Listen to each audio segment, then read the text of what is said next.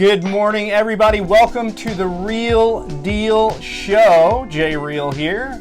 And the man sitting next to me might be familiar to you. He is, let's call him the king of all bodyboarding media. I think Howard Stern got the term king of all media, but you're the king of bodyboarding media.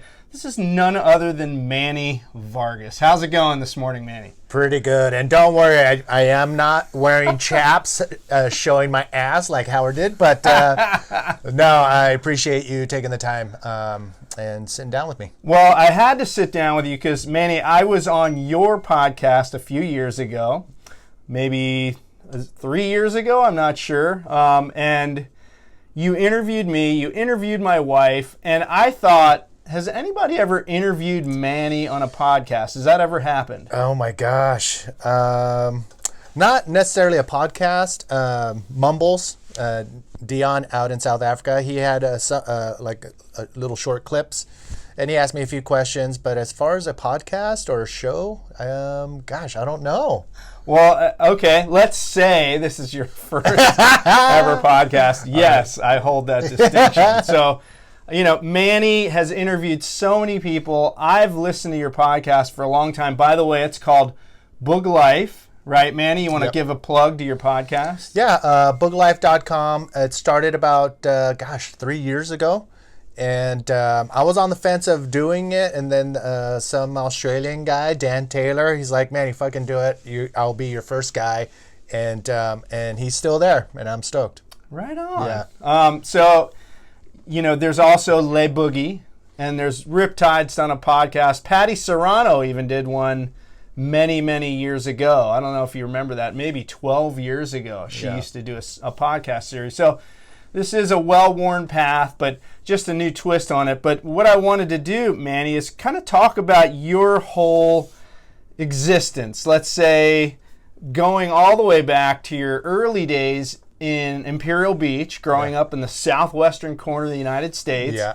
And here you are today in 2021, an entrepreneur with several different businesses running right now that you've basically built from the ground up. So let's start with your beginnings. You're from Imperial Beach. You have a huge family. Talk about that. Yeah, your typical traditional Mexican family. There was 30 kids in my. I'm kidding. There were seven. There were 7 boys. Both of my parents were together, until my dad passed away about 5 years ago. But we were pretty deep as far as having siblings, and it was the 2 above me that brought home a Maury Boogie 139 red edge with 2 skegs on the bottom. And I was in full Little League baseball mode. I was ready to be a pro baseball player because that's what my dad wanted. He had a 1 in 7 chance to have one of his boys to become a baseball player. So I was, next in line to go that route. But then I got my hands on a boogie board. Hold on, what position, what was your specialty in baseball? Infield, either mostly shortstop. But that would transition between second and shortstop. But shortstop was my position. Okay, so you were quick. But then the boogie came into the picture. Yeah, that was it. But really quick to baseball, it was awesome because my mentors were Ozzie Smith, Gary Templeton, and later on, I just kept looking at the players in that position. So I really wanted to go that route. But my brother brought home that boogie board, and I took it to the beach. And I don't know what it was, but it must have been just that feeling of being able to take this free, raw energy, lay down, and have it push you all the way to the beach. I'm like, oh my God, that was freaking awesome. So, I just started going to the beach more and more and more. And by, I was still doing Little League, all-star team, doing all, every Vargas that went through Imperial Beach Little League, we held the home run title. I had it my last year, but we were all destined to go that route. But life. My brothers found girlfriends, Army, And for me, it was the beach. So the beach got into the way of me becoming a baseball player. Where do you fall in the band of brothers, so to speak? Are you in the middle? Yeah, there's one younger. Okay. And he just left the house at 44 2 weeks ago. Wow. Yeah. So Mom must be doing something great to keep him at home. Well, Mexican tradition says the youngest has to be home. Oh, okay. But because there's the situation that we have at our house now, he was able to go and follow his heart to Montana. Oh. Yeah. But he's not a beach guy, so he's not going to miss the beach. Okay. So he's good. He's happy. Got So there's one younger, me, and then everybody else is older, between 3 to 4 years apart. And were you the only one that got into the beach? There was one of my older brothers. He got into surfing and kneeboarding. Oh. And but it was just more like just to pass the time. Got And it was like that for me too. And then all of a sudden I realized that it was a sport. And I think from the very beginning I was all inspired by, Mike Stewart, Ben Severson, that rivalry. But it was Kisasaki, that his style and the way he was carrying himself, in what was the magazine was showing me. Yeah. Was like, shit, I want to be like that. My old roommate, by the way. Yeah. So Keith was my mentor, even though he probably doesn't even know it. But growing up, everything was like trying to be like that, and so drop knee was my forte from the get go, and then that was the beginning. So you were growing up in Imperial Beach, and there was a really strong crew of young bodyboarders there that you were connected with, John Gabrielson, and it seems like Paul Corona, Manny Machado, Yep. and I don't remember the other names, but you guys had a tight crew, right? Yeah, it was, I think we were all like 12, 13-year-olds. The IB guys, the guys who were in IB, Manny Machado, Jackie Fisher, myself, Ty Chamberlain, Danny Titilla, Miguel Fernandez, Carlos Mendez. There was a bunch more, but that was the IB crew. There was a town about 15 minutes just east, Chula Vista, Bonita. They showed up with their boogie boards and they hung out in front of this hotel that was just north of the Imperial Beach Pier. And for me, I was like, oh, there's more bodyboarders. So I made that initial contact. I'm like, hey, let's all freaking bodyboard together. And all of a sudden we doubled in size as the IB bodyboarding crew, the Imperial Beach bodyboarding crew. So I think at that time I lived pretty close to the beach, closer than anybody. So my mom's house became the epicenter of everybody in Chula Vista, and even IB. My mom's old pigeon cage. It was awesome. I don't know. It was maybe like 6 feet tall and like so much wide, but it could store like maybe 20 bodyboards in there. So everybody would leave their gear. In the pigeon cage? Perfect. And I think I cleaned out most of the shit, but some of the boards were still in pigeon shit when they picked them up.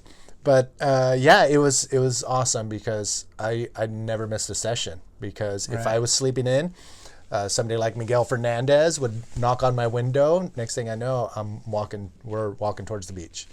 So it was pretty cool to have that there. But our crew was pretty solid. Yeah. And it was awesome to roll up to these events deep, because we knew a good amount of us are going to make it to the final.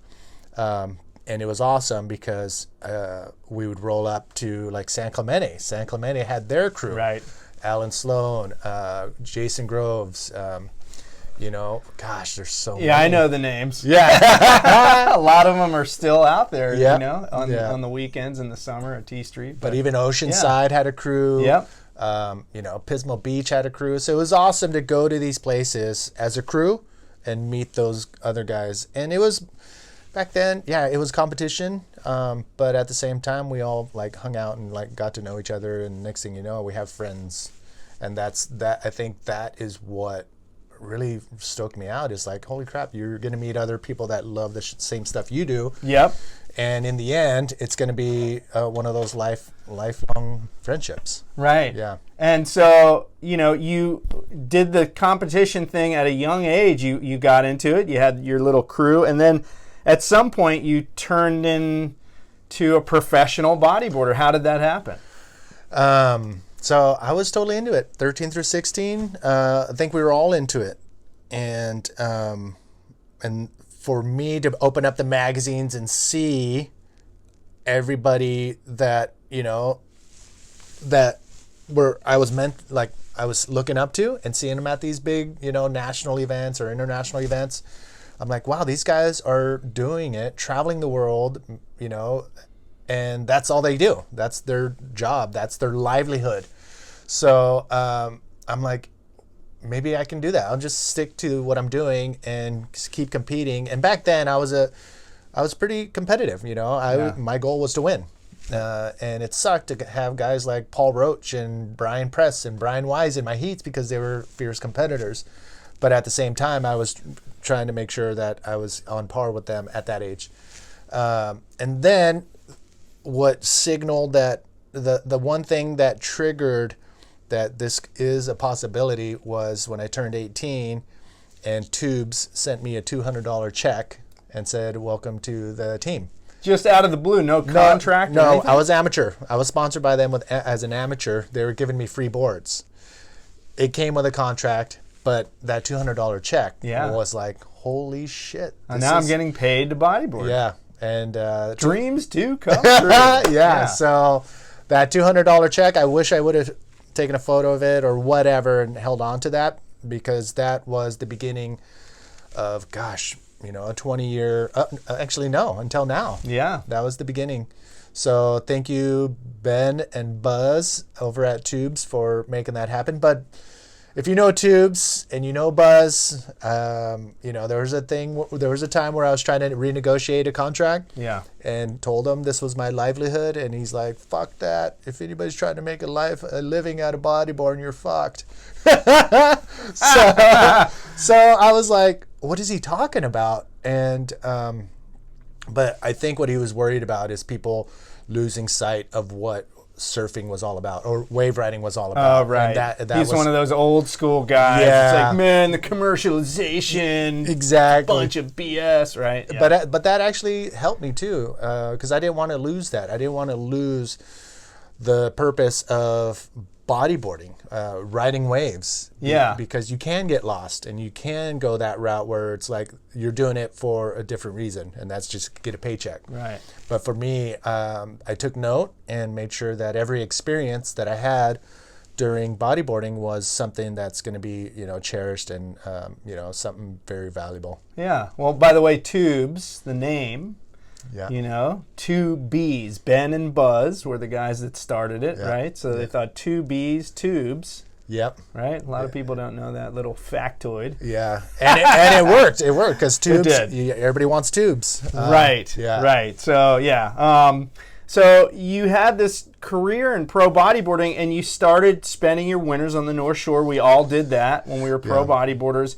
And that was sort of life-changing for you, I think. You somehow latched on to the South African crew. I notice in your podcast you have a real affinity for those days, spending the days pulling into giant closeout shore break. How did that come about? Yeah, awesome question.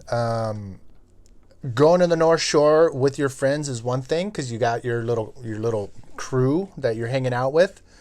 But if you go alone, which started to happen towards the end, because a lot of my IB guys, they, they weren't getting the paycheck from Tubes. They weren't, the drive to keep bodyboarding was dwindling, because they had to get a real job, they had to pay bills, they had to do that, and so did I. But I had the fortunate luck of being able to still make ends meet, but still be there. So that once I started going on my own, that's when I'm like latched onto the South Africans, because they were the ones that reminded me of the IB guys, because the IB guys, we were pushing each other on the bigger stuff. We fucked around with each other, doing like pranks and jokes on each other, and having a good camaraderie there of pushing each other in the surf, but also pushing each other's buttons, which is, part of it. Right. So I latched onto that, and it was awesome because I got to meet a pretty solid crew: Billy Thiel, Hayden, Thiel, the Cockwells. The list is long. Sure. And for me, they became like family. Yeah. Especially when I go away from home. I've never moved or lived outside of Imperial Beach, ever. And then when I moved for 3 to 4 months on the North Shore, they were my family. Yes. And the other thing about those guys and girls was they knew the value because they were coming from an apartheid. They were coming from a country that, respect was on the top of the list of being a human. Yep. So to be able to connect with a group like that had the same characteristics of the group that I just came from, which was, give respect, at the same time enjoy and take life for all it's worth. So that respect thing was another key thing to be able to latch on to the South Africans. I know there's a lot of other bodyboarders out there that have that too, but the timing was for me to line up with those guys. Yeah. Yeah, so that's how that happened. And so you had a great career as a pro bodyboarder. You get to travel a lot, obviously. Yeah. You got to hang with some great people, have some amazing experiences. And how did that morph into you becoming an announcer for the APB, IBA, whatever it's called, IBC now? Well, you haven't done anything. IBC hasn't really gotten off the ground yet. But how did that all come about?